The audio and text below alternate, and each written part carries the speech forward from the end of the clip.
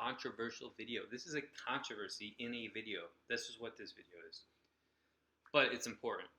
I wanted to talk to you about tuner due diligence. Like, how do you know who to use? How do you know who to choose? How do you know which tuners to go with? And you need to know and make sure they are who they say they are. Just because someone says they're someone doesn't make them someone.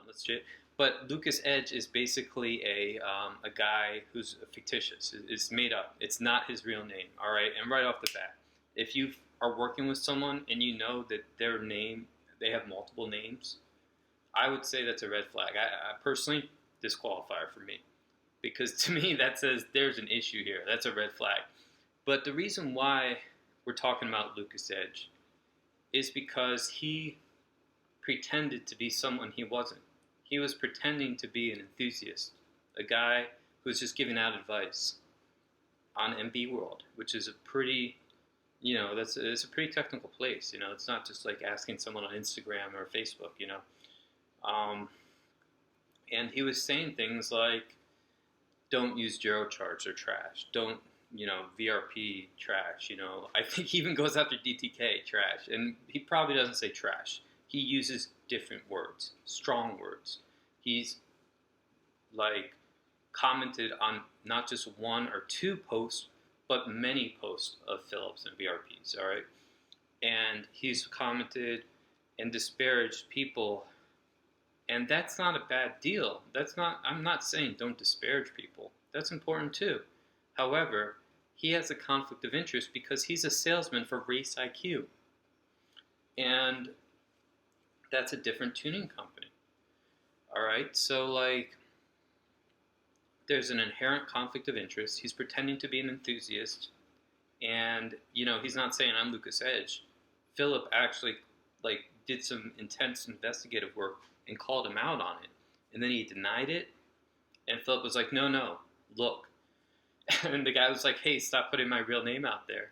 And Philip was like, no, are you this guy or not? So anyway, I'll put up some threads. They're really interesting reading. You should probably read into it to see kind of what was going on. But in general, Lucas Edge represents a company that buys shit from Philip, all right? And he's has a professional business relationship with him, and he's also disparaging him. So that right there should tell you, hey, this guy might be a shark, all right? And by a shark, I mean they don't care what the fuck they eat. They're eating you, man. You're on the menu, all right? Gotta figure that out because it's buyer beware, caveat emptor. I don't know. I don't speak Latin, but buyer beware, right? So there are some bad actors. Don't just assume because someone likes or says they like your car that they're gonna be on your team, man. That's not true, all right? So here's some ways to do it. One, figure out who you're talking to, all right? And that can be hard because Lucas did pretend to be someone else, all right? But you can kind of see their post history. And so if someone's disparaging a tuner or has many opportunities to disparage a tuner, you might want to dig deeper and figure out, are they real? Because that in itself could be very valuable information, like, hey, don't use that tuner, or it could be very valuable information to not use the tuner that other guy is recommended, because there may be a conflict of interest there. So one of the things I would suggest is I would go and talk to people who have used that tuner before.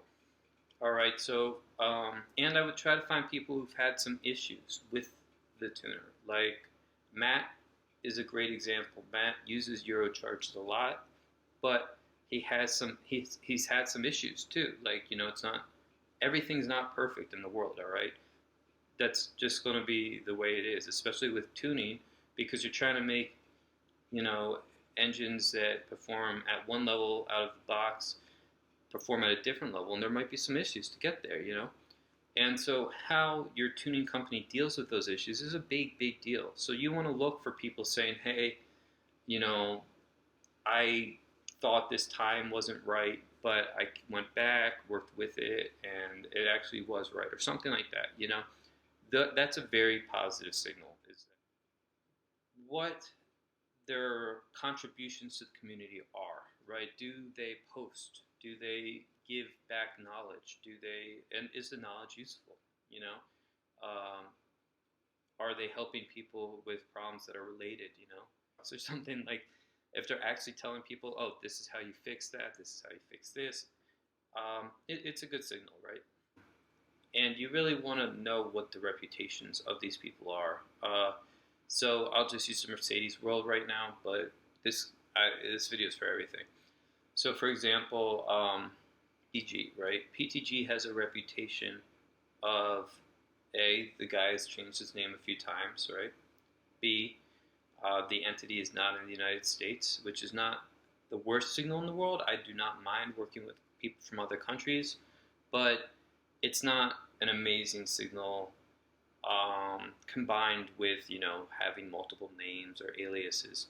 But then you dig a little deeper and you realize their reputation is not just for copying products, quote unquote. I don't know if they did or didn't. And it's not just for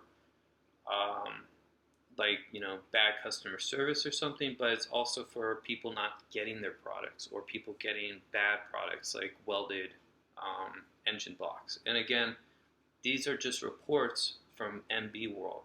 I'm not saying PTG is that, all right? I'm just saying this is what people have said about them, and that is important.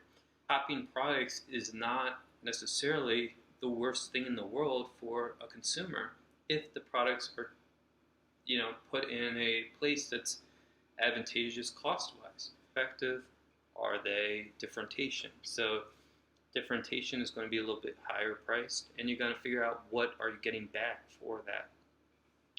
So if that's saying buy once, buy twice, you know, buy once right, you know, you don't have to buy twice, right? But I want to really dig deep and figure it out so that you know what's valuable to you, and if something does go wrong, or maybe not completely wrong, but in the middle wrong, you can go back and work with someone on the other end who's going to be, you know, really interested in what you have to say and the things you're working on. Thing you want to look at is you want to look at draggy performance. You want to actually see where these guys' cars are. All right, so you can see Eurocharts has some very fast, you know, M113Ks. You can see that you know, GAD and has some good numbers. You can see Startline Performance has excellent numbers for certain platforms. Like I think they're the absolute leader on the M278 platform with a 10.49 quarter mile. So you can see that if you have an M278, you might want to go with Startline. You know, valuable to you. Is a warranty valuable? Is having a physical location valuable? Is working with someone local valuable? Because there are some local tuners. And then finally, you want to figure out what the products are. So not just who the tuners are, but what the products are. Because certain products are just going to look good. They're not really going to make a huge performance gain. So let's say you order from VRP or someone, ask when that product's going to be in stock. It might take a while. Figure out about core charges, core turnarounds. Make sure that you know whatever it is you need to know. Get your expectations aligned with what these people are going to deliver. Because some of these products are built to order, you know, and know what you're getting. Ask if there's going to be instructions. Anyway, those are some ideas about what you can do to make your tuning experience a good one. Personally, being able to go back if you don't like it, you know, handheld tuners are good for that reason. And if you know what you're getting into, you're probably going to be a little bit more okay with it. You know, if you think you're getting something in a week and it takes a month, you know, you might not be. So anyway, thanks for watching. Appreciate it.